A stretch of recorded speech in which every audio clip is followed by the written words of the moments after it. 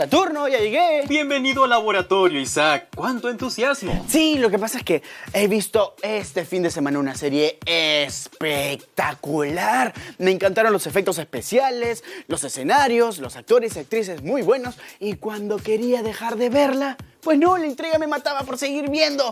Vi 2 temporadas completas de 13 episodios cada uno, ¿puedes creerlo? Ahora entiendo tu entusiasmo. Y a propósito, ahora mismo estás experimentando mucha emoción. Un sentimiento bastante intenso que puede ser debido a una alegría o tristeza, producido por un acontecimiento, idea o recuerdo. ¿Puedes creer que hasta soñé que era un personaje de la serie?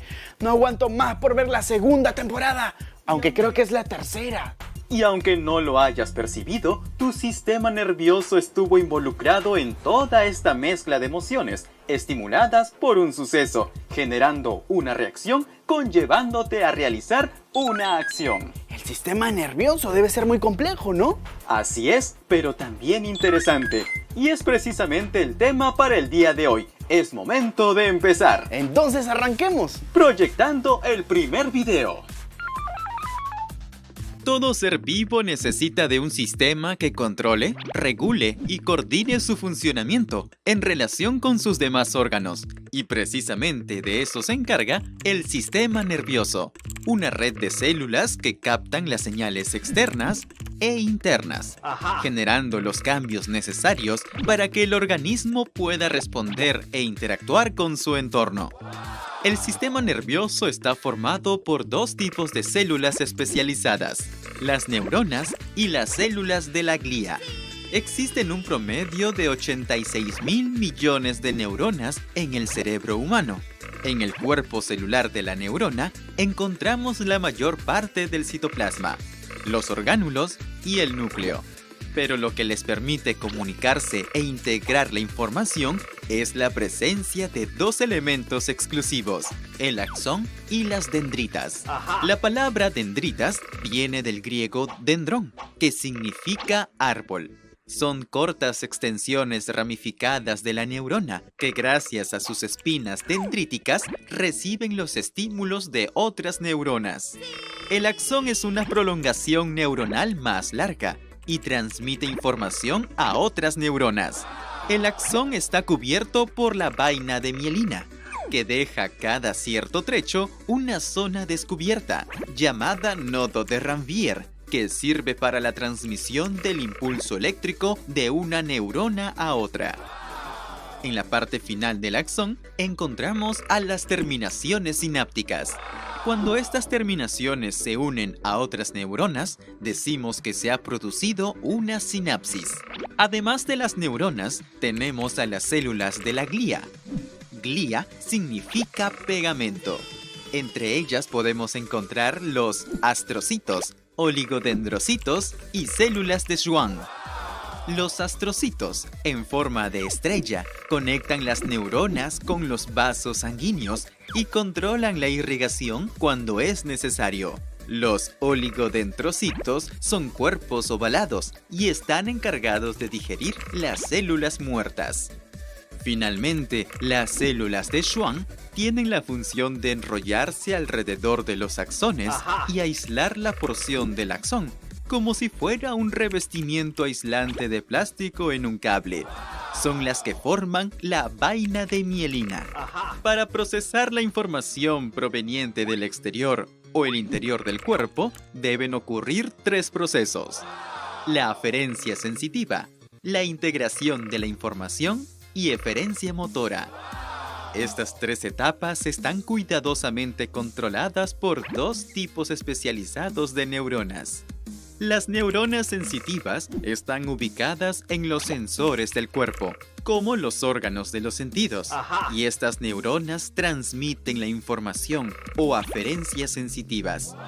Cada vez que te encuentras frente a un pollo a la brasa, tus neuronas sensitivas envían información de un estímulo externo y las condiciones internas.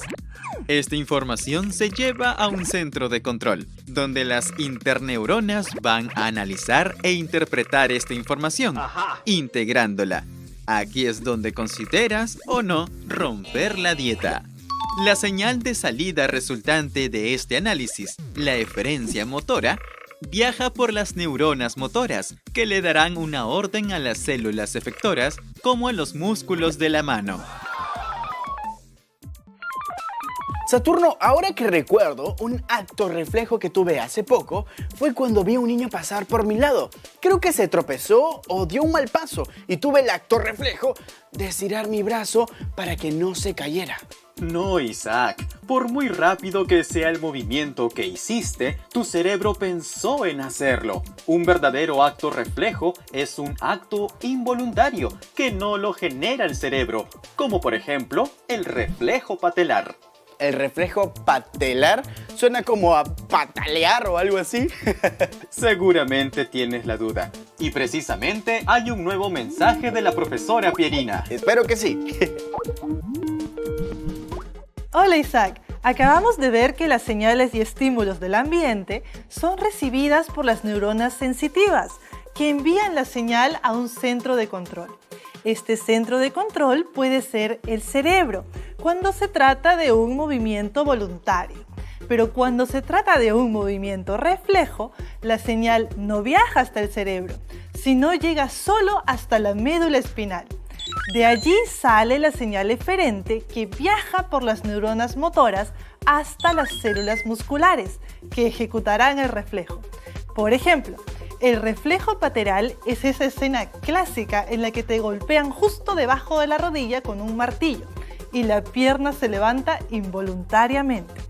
Aquí se golpea el tendón del músculo cuádriceps y el músculo se estira. La señal viaja hasta la médula y se emite una respuesta, contraer el cuádriceps. Esto ocasiona que la pierna se proyecte hacia adelante como una suave patada. Como no llegan hasta el cerebro, los movimientos reflejos se caracterizan por ser muy rápidos y útiles, como cuando sueltas algo que está muy caliente sin llegar a quemarte. Isaac, ¿vas entendiendo el tema de hoy? Bueno, hasta los reflejos sí, Saturno. Hasta ahí todo bien claro. Pero todo sobre los órganos efectores no me queda muy claro.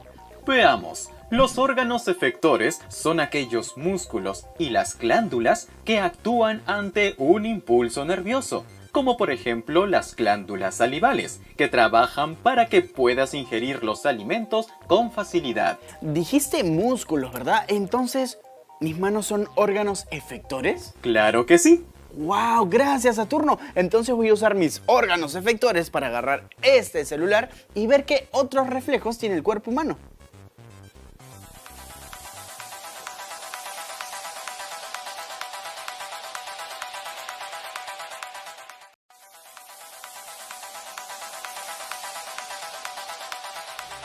No.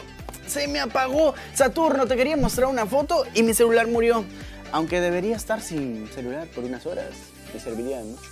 Isaac, ¿sabías que el cerebro produce energía eléctrica todos los días? ¿Energía eléctrica? ¿Cuánto?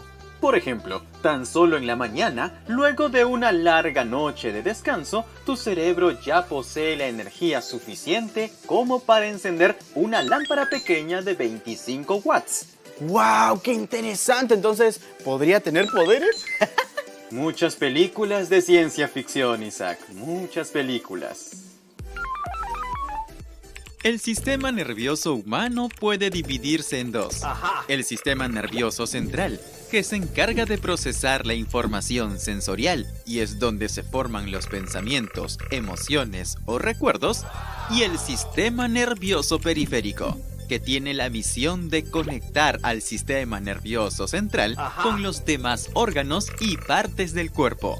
El sistema nervioso central se conforma por el encéfalo y la médula espinal. Ambos se conectan gracias al agujero occipital del cráneo. Al interior del cráneo se encuentra el encéfalo, una masa de células nerviosas recubierta por tres membranas: dura madre, pía madre y aracnoides. Además se divide en dos partes, el cerebro y el cerebelo. El cerebro se caracteriza por tener una superficie con arrugas llamadas circunvoluciones y está compuesta por dos sustancias: sustancia gris en la parte externa y sustancia blanca en la parte interna. A su vez, el cerebro consta de 2 hemisferios o mitades. Mientras el hemisferio derecho participa en el lenguaje emocional y en la orientación espacial, el hemisferio izquierdo se encarga del análisis, la deducción y el lenguaje verbal. Eso no es todo. El cerebro posee 4 lóbulos. El occipital, que procesa la información visual. El temporal, que procesa los sonidos. El parietal, que interpreta la información táctil. Y el frontal, que se encarga de los movimientos y pensamientos. Debajo del cerebro se encuentra la segunda y última parte del encéfalo craneano, el cerebelo, conocido por su forma de mariposa. El cerebelo se encarga de coordinar los movimientos de los músculos empleados en el desplazamiento, mantener la postura y el equilibrio. La médula espinal es un cordón nervioso que comunica el encéfalo con el resto del cuerpo, gracias a sus 31 pares de nervios raquídeos o espinales. Y también cuenta con una estructura que la protege, la columna vertebral. Ambos elementos del sistema nervioso central, médula y encéfalo, están unidos por el bulbo raquídeo, que además se encarga de la regulación del funcionamiento del corazón y los músculos respiratorios, produciendo así la tos, el estornudo o incluso la masticación. Ahora es el turno de la segunda estructura nerviosa, el sistema nervioso periférico, donde destacan los nervios, unas fibras nerviosas rodeadas de tejido conjuntivo. A estos se les suman los ganglios nerviosos o conjuntos de neuronas ajenas al sistema nervioso central. Estos nervios se expanden por todo el cuerpo y pueden ser de 2 tipos: raquídeos y craneales. Los primeros son los 31 pares que parten de la médula espinal. En cambio, los nervios craneales solo son 12 y se originan en distintas zonas del encéfalo. Cada uno de los nervios craneales cumple una función especial. Recapitulemos un poco, Isaac. El sistema nervioso se divide en 2, el central y el periférico. Sí, y el sistema nervioso central también se divide en 2. El encéfalo, que es donde se generan los pensamientos, y la médula, que conduce la información desde el encéfalo a otras partes del cuerpo. Correcto. El sistema nervioso periférico es un conjunto de nervios y ganglios que controlan las funciones motoras y sensoriales. Transmite información desde el cerebro y la médula espinal a todo el organismo. Exacto, y eso empieza aquí, hacia las extremidades de mi cuerpo.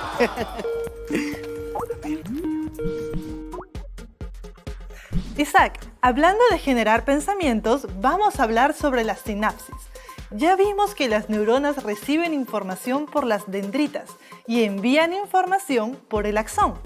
Cuando el axón se conecta con otra neurona, decimos que hay una sinapsis. La sinapsis puede ser eléctrica o química.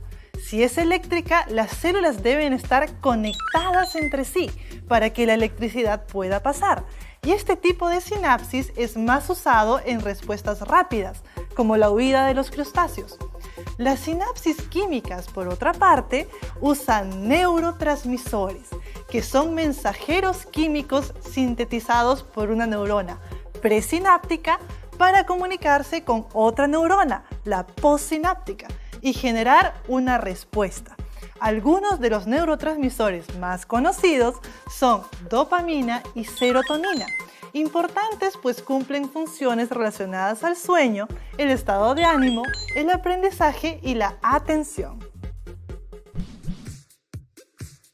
Saturno, ahora que recuerdo, he escuchado y he leído sobre la dopamina y la serotonina, que son un tipo de hormonas que los seres humanos segregamos y que nos produce felicidad y alegría, ¿verdad? Esa afirmación sobre la dopamina y serotonina es correcta. Pero eso no es todo. Recuerda que los neurotransmisores y la electricidad son el lenguaje del cerebro. Eso tengo que apuntarlo antes que se me olvide. Tú sabes que la mente es muy frágil. A ver, los neurotransmisores... ¿Te la sabes? Estudió las respuestas emocionales involuntarias. Es autor de la ley del reflejo condicional y ganó el Premio Nobel de Medicina en 1904.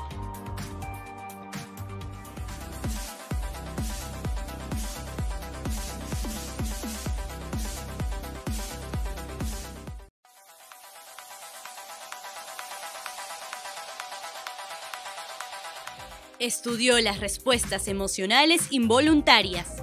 Es autor de la ley del reflejo condicional y ganó el Premio Nobel de Medicina en 1904.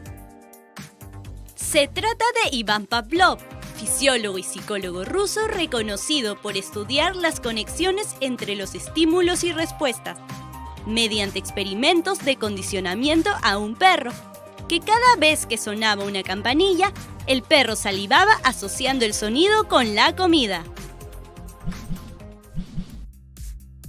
Saturno, ¿qué tal si ahora ponemos a prueba mi sentido del oído? Tú pones algún sonido y mi sistema nervioso lo reconocerá al toque.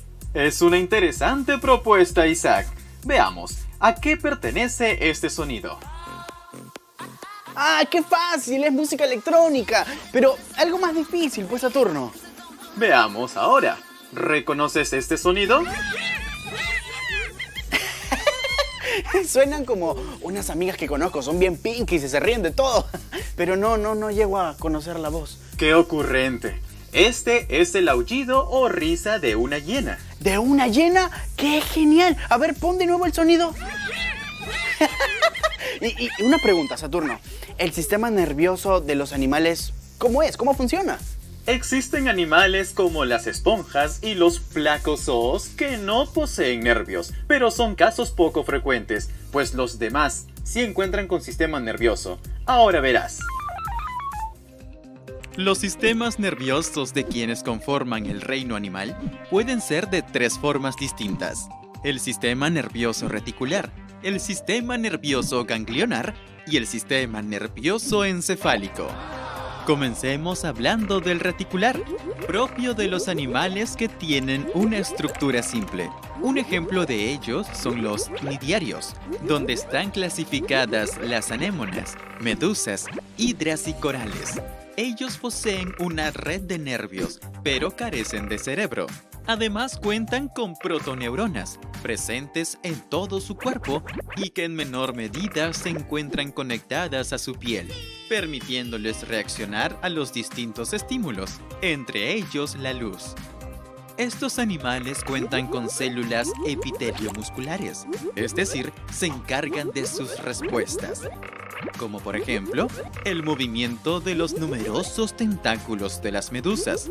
Si bien carecen de un órgano central que controle su funcionamiento, el sistema nervioso reticular es capaz de reaccionar rápidamente ante los estímulos. El siguiente modelo de sistema nervioso es el ganglionar, propio de los animales de forma alargada, como los artrópodos y lombrices.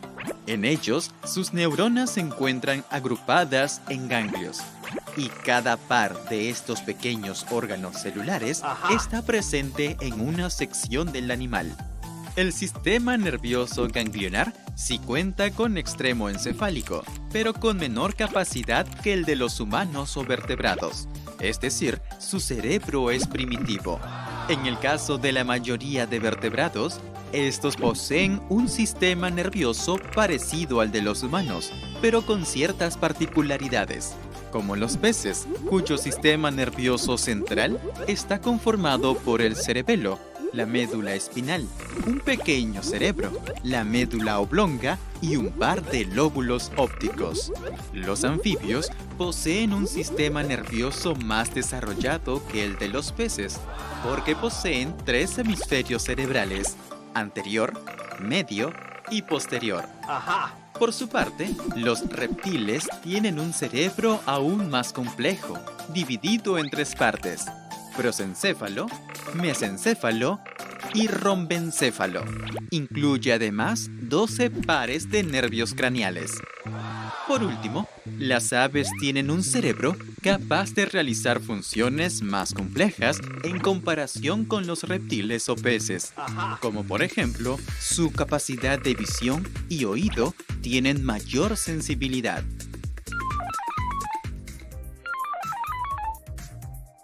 Saturno, encontré algo interesante sobre las neuronas. Dice, el sistema nervioso de los seres humanos cuenta con aproximadamente 100.000 millones de neuronas. Eso es como un montón de cables enredados y desordenados. Cada neurona es una célula del tejido nervioso y debe funcionar correctamente para enviar información desde el cerebro a otra parte del cuerpo a una velocidad promedio de 24 a 400 kilómetros por hora. Ahora entiendo la importancia de usar un casco cuando estás en una bicicleta o cuando montas skate, porque todo lo que hace el cerebro es muy importante. Hay que protegerlo. Exactamente. Y de esa manera evitarás daños cerebrales y en tu sistema nervioso. Ahora cerremos el capítulo con un resumen de todo lo aprendido. Vamos.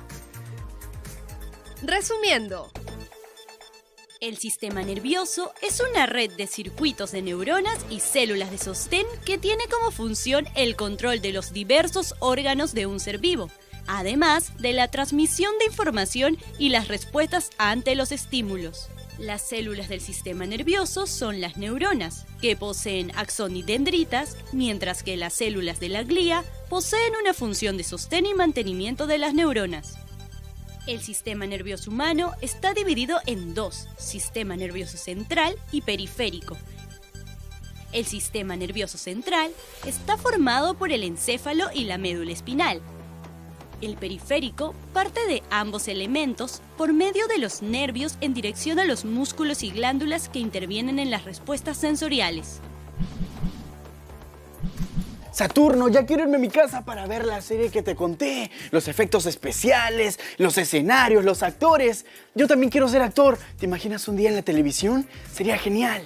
Recuerda que puedes ser todo lo que tú quieras ser si le dedicas el tiempo y esfuerzo. Sabía que me dirías eso, pero no te preocupes. Gracias por el consejo. Por cierto, terminando de ver la serie, me pondré a repasar todo lo que aprendimos hoy. ¡Excelente, Isaac! ¡Chao! ¡Hasta la próxima!